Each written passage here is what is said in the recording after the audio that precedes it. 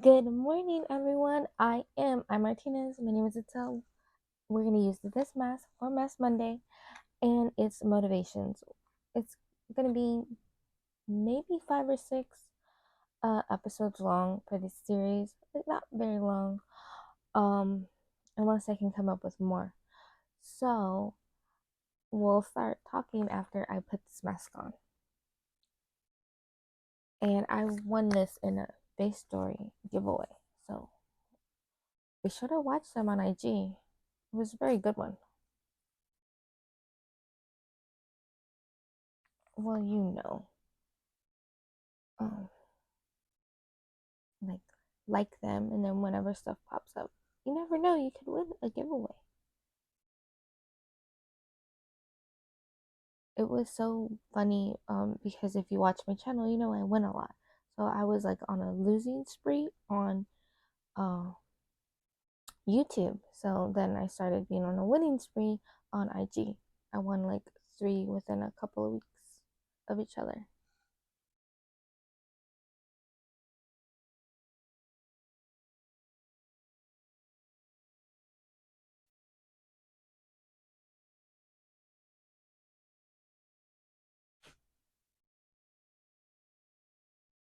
That was pretty easy to put on.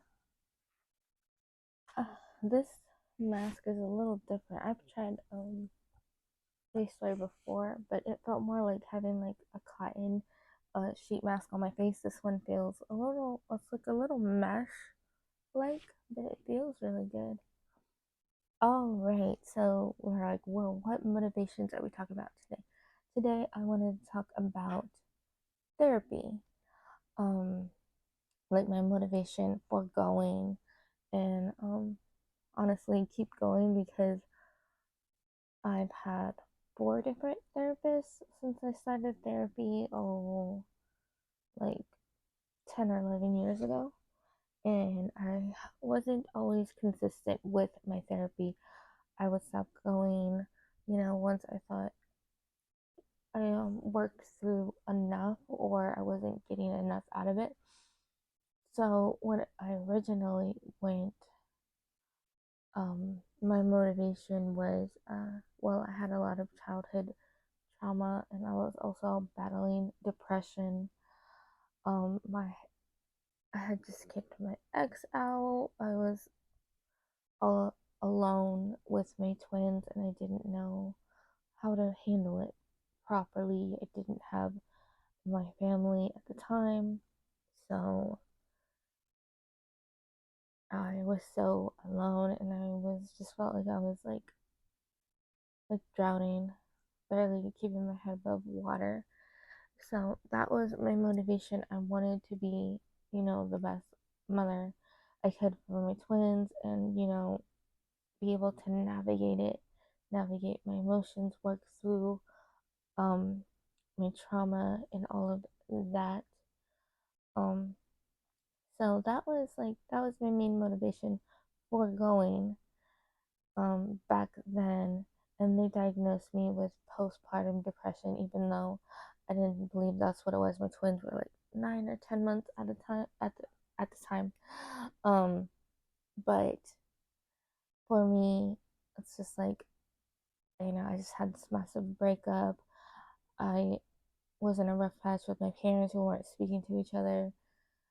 Therefore, I wasn't speaking to either of my brothers also. So it's just like I felt like cut off from my family. Not my whole family because I did talk to my aunt. Um, but yeah, so it was just not a good time in my life. And I was like, I don't think it's postpartum depression. I just think it's regular depression. Like I think anybody like going through the similar things, even if they didn't have children to take care of that they had recently, they would be depressed. I could be wrong, but yeah. And if you were wondering, I stayed home with them. My twins were premature, so they had SSI for 3 years. So I was able to stay home with them and do all the therapies they needed because they were so premature. They needed occupational, speech, and physical therapy for 3 years. So yeah, I was very busy. I didn't drive also.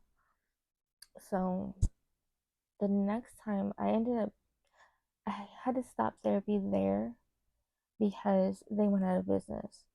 So I found a new therapy place closer to where I lived. Um, and I started there. Also, I wanted to get over, like my past. Um, because I had a very traumatic past, and because of my traumatic past, when it comes to people in the medical field, whether it's therapists, like counselors, doctors, gynecologists, like all that, I prefer to have a woman almost always because of my trauma. It's just hard for me to open up to a man. Like that's just how it is. And even though I've healed a lot, it's still easier for me to be fully open with a woman. That's just how it is. I don't know if it's like for people that even didn't have a lot of trauma, if it's like that they just are more comfortable with a woman, with someone of the same sex as they are. Um it can be different.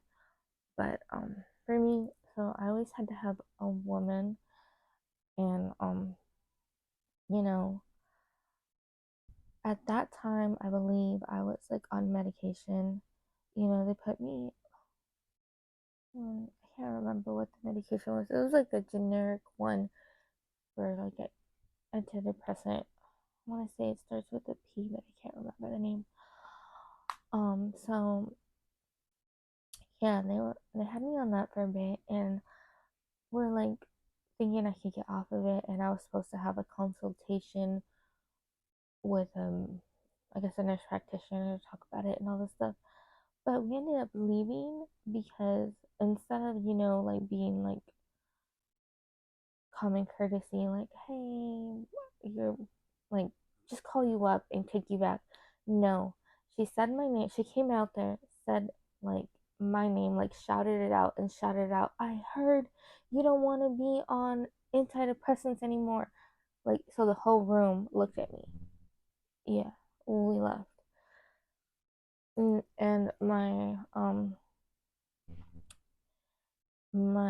best friend was like, she can't do that. She shouldn't have done that. And I let my therapist know what happened, and she tried to spin the story where she didn't do that.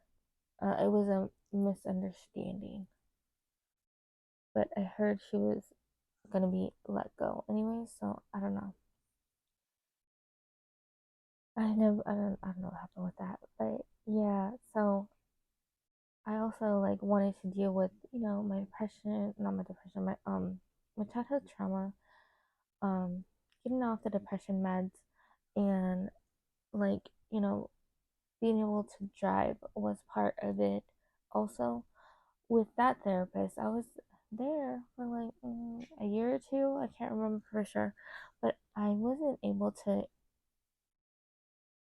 get past like being able to get my license with her.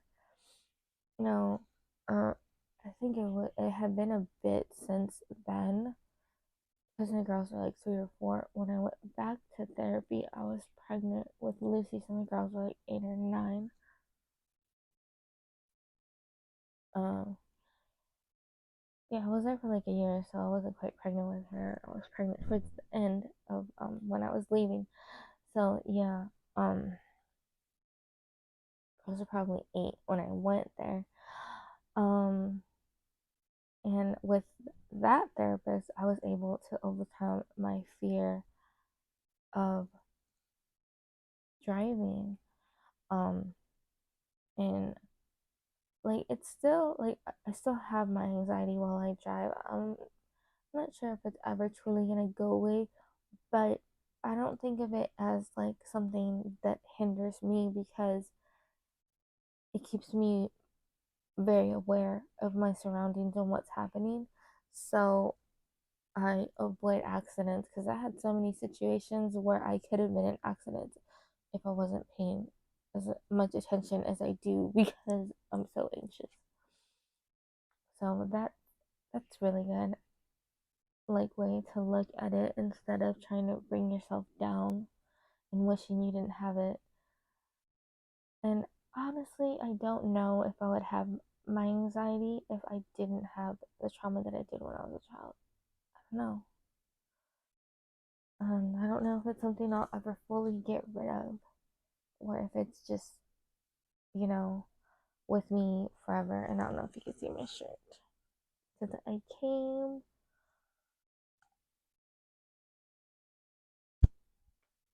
I saw, I had anxiety, so I left. So, yep, with my newest therapist, the last one that I'm currently seeing, I went because I wanted to work on my communication, and I ended up working on my a lot of my trauma that I thought I had fully dealt with.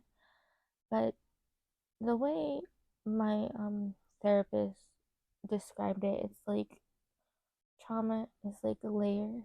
Like you have to like get rid of some and then really get to like the like where it really is and then get that out. And I did, and it was horrible. Like it's not bad, but I don't know if this is for anybody that's dealt with their trauma truly. After you truly deal with it, after you're done talking about it, you're done crying and all that, it just kind of feels like you got hit by a bus or something, and you're kind of, or even a car, and you're just kind of like you don't know what's going on. You can't really hear people. You know, and you're like kind of dizzy, kind of like struggling to walk, and like it's just really an out of body experience. It's just like you just like been through the ringer with how weird it feels to be without it. Like it feels like a huge heavy thing that's been weighing you down has finally left you and you don't know how to walk anymore. And it was so weird to me. And it's just like, at least I know I'm better. But I didn't know I had that much tying me down at the moment. Like before it finally like left and I'm at a much better place. Um, you know, after all the trauma. But I went I got distracted, sorry. I went to work on my communication because it's hard for me to communicate and I don't know if it's like, because of the trauma in my childhood or what, but it's really, really hard for me um, to communicate. And I'm still working on it with people that I know it's going to be like confrontational or they they don't want to hear what I have to say and they'll get like aggressive and hostile. Like it's hard for me to communicate with those kind of people. If I know you're gonna hear me out and it's gonna be like a conversation and not just like trying to belittle the other person and all this like negative stuff, then it's easier for me to talk to you. So I'm still working on trying to be able to talk to people that are not I don't know what word to say other than not nice. They're not open to hearing out that they could possibly be in the wrong. So yeah, that's a work in progress for me, honestly. But like all of this is just my main motivation was always to get better, to self improve, to be happy with the person that I am, and to get rid of all the gunk holding me back so I can be like who I'm supposed to be, who I'm meant to be.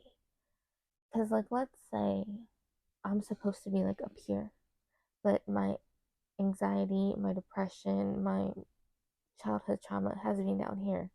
I just want to work my way up to my potential as a person. And I don't think that's a bad thing. And I'm tired of being told stuff like, you've been in therapy for X amount of time, you haven't improved, you haven't got better. Like people that are like that in your life, they don't deserve to be there. Listen to yourself. Look back at how you were when you started and look at how you are now.